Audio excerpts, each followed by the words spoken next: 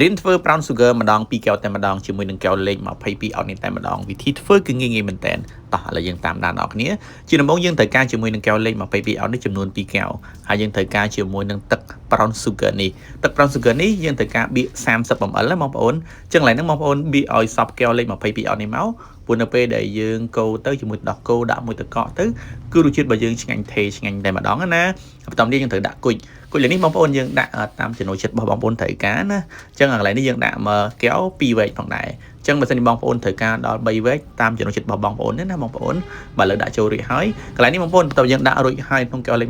22យើងត្រូវការជាមួយនឹងទឹកដោះគោស្រស់ fresh មាននេះណាកន្លែងយើងត្រូវការចំនួន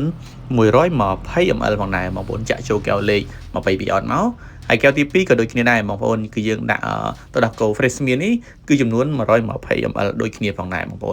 ននេះគឺរសជាតិផ្អែមល្មមឆ្ងាញ់តែម្ដងណាបើសិនជាបងប្អូនត្រូវការផ្អែមជាងហ្នឹងបងប្អូនថែមទឹកដោះគោខាប់តាមចំណូលចិត្តរបស់បងប្អូនទៅហើយបន្តទៀតបងប្អូនកូរបន្តិចមកដើម្បីឲ្យ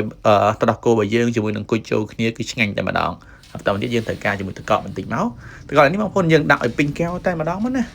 ដើម្បីរសជាតិរបស់យើងត្រជាក់សព្វឆ្ងាញ់តែម្ដង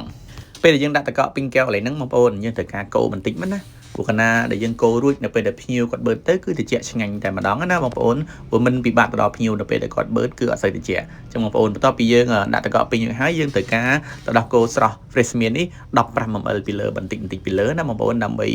រសជាតិរបស់យើងឆ្ងាញ់មួយកម្រិតទៀតផងដែរឥឡូវយើងបិទគម្របរួចមកយើងដាក់ថង់អញ្ចឹងភេសជ្ជៈនេះផងដែរតម្លៃនៅស្រុកខ្មែររបស់យើងតម្លៃចាប់ពី1រៀលទៅដល់2រៀល5កាក់ផងដែរនៅប្រទេសខ្មែរណាបងប្អូនចាំបងប្អូនគិតថាវីដេអូនេះមានប្រយោជន៍បងប្អូន share បងប្អូនឆ្ងល់អាច comment បានកុំភ្លេចជួបគ្នានៅវីដេអូបន្ទាប់ណាបងប្អូនអរគុណច្រើនបាយបាយជួបគ្នានៅវីដេអូបន្ទាប់ទៀត